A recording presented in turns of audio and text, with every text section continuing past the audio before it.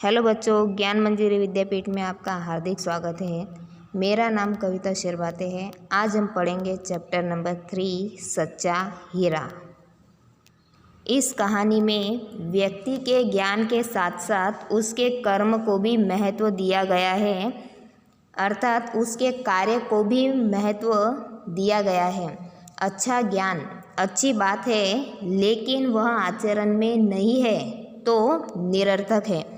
अच्छा ज्ञान का अर्थ है कि कई सारे व्यक्ति ऐसा कहते हैं कि हमें बुज़ुर्गों का मान सम्मान करना चाहिए, उनकी मदद करनी चाहिए, हमेशा सच बोलना चाहिए।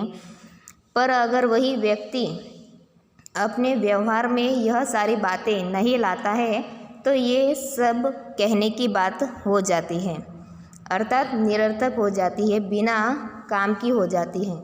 तो यही बात हम इस इकाई में भी पढ़ेंगे।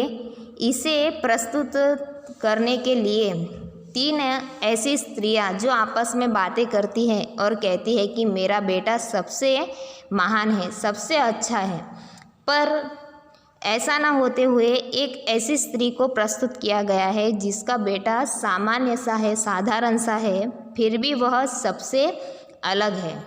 तो वह किस तरह से अलग है ये हम इस इकाई के माध्यम से जानेंगे। सूर्यास्त हो रहा था। पक्षी चहचहाते हुए अपने अपने नीड की ओर जा रहे थे। नीड का अर्थ होता है घोंसला। गांव की कुछ स्त्रियां पानी लेने के लिए घड़े लेकर कुएं की ओर चल पड़ी थी, अर्थात पानी लेने के लिए आ रही थी। पानी भरकर कुछ स्त्रियां तो अपने घरों को लौट गई, परंतु उनमें से 4 स्त्रियां कुएं की चक्की जगत पर बैठकर आपस में इधर उधर की बातें करने लगी। बातें करते करते बात बेटों पर जा पहुंची। उनमें से एक स्त्री सबसे बड़ी लग रही थी। वह कहने लगी, भगवान सबको मेरे बेटे जैसा बेटा दे। मेरा बेटा लाखों में एक है। उसका कंठ बहुत मधुर है। कंठ का अर्थ होता है गला। वह बहुत अच्छा गाता है। उसके गीत को सुनकर कोयल और मैना भी चुप हो जाती हैं। लोग बड़े चाव से उसका गीत सुनते हैं। चाव का अर्थ होता है प्रबल इच्छा। उसकी बात सुनकर दूसरी स्त्री का मन हुआ कि वह भी अपने बेटे की प्रशंसा करे। प्रशंसा अर्थात तारीफ। उसने पहली स्त्री से कहा, मेरे बेटे की बराबरी कोई नहीं कर सकता, यानी मेरे बेटे जैसा कोई भी नहीं है। वह बहुत ही शक्तिशाली और बहादुर है। वह बड़े बड़े बहादुरों को भी पछाड़ देता है। पछाड़ देना इसका अर्थ होता है हराना।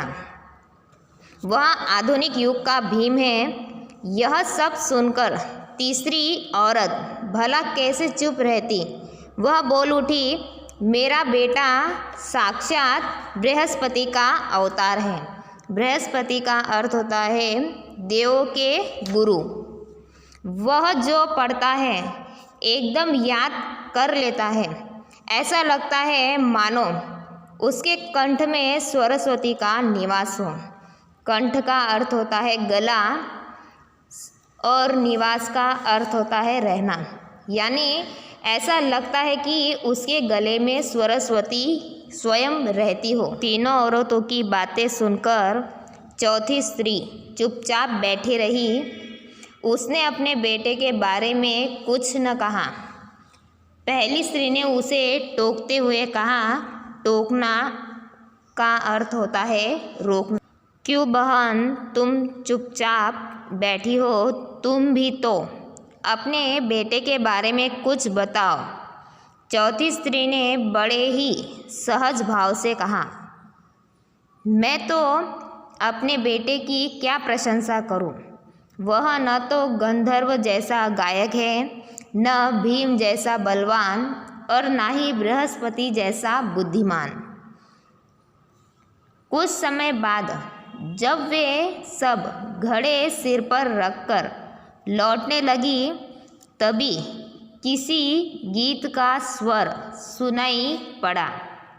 सुनकर पहली स्त्री बोली, सुनो, मेरा हीरा गा रहा है। तुम लोगों ने सुना? उसका कंठ कितना मधुर है।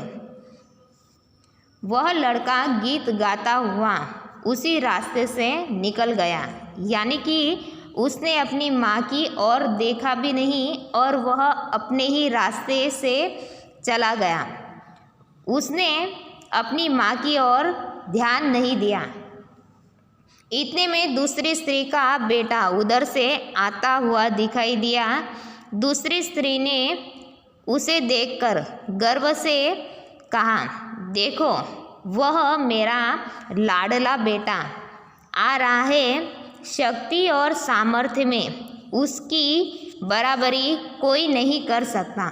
सामर्थ्य का अर्थ होता है बल।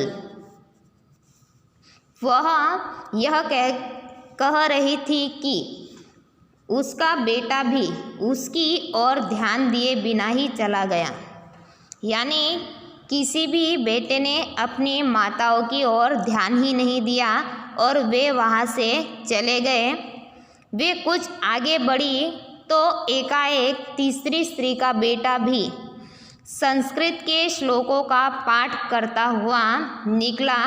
उसके उच्चारण से ऐसा लग रहा था मानो उसके कंठ में साक्षात सरस्वती विराजमान हो। विराजमान का अर्थ होता है रहना।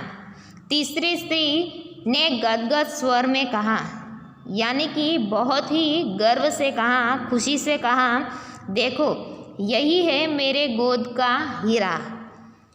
इसे कौन बृहस्पति का अवतार नहीं कहेगा, परंतु उसका बेटा भी माँ की ओर देखे बिना आगे बढ़ गया। वह अभी थोड़ी ही दूर गया था कि चौथी स्त्री का बेटा भी अचानक उधर से आ निकला। यह देखने में बहुत ही सीधा सादा और सरल प्रकृति का लग रहा था। सरल प्रकृति यानी कि बहुत ही सरल स्वभाव का लग रहा था। उसे देखकर चौथी स्त्री ने कहा, बहन, यही मेरा लाल है। चौथी स्त्री उसके बारे में बता रही थी कि उसका बेटा आ पहुंचा। अपनी माँ को देखकर वह रुक गया और बोला, माँ, लाओ, मैं तुम्हारा घड़ा पहुंचा दूँ। मना करने पर भी उसने माँ के सिर से पानी से भरा घड़ा उतारकर अपने सिर पर रखा और घर की ओर चल पड़ा। तीनों औरतें बड़े ही आश्चर्य से चौथी स्त्री के बेटे को देखती रही। एक वृद्ध महिला जो बहुत देर से इन औरतों के पीछे चलती हुई इनकी बातें सुन रही थी, पास आकर बोली, देखते क्या हो, यही सच्चा हीरा है, यानी यही बहुत ही अच्छा लड़का है जो अपनी माँ की परेशानी को देखकर उसे उसकी मदद करने के लिए उसके पास आया है।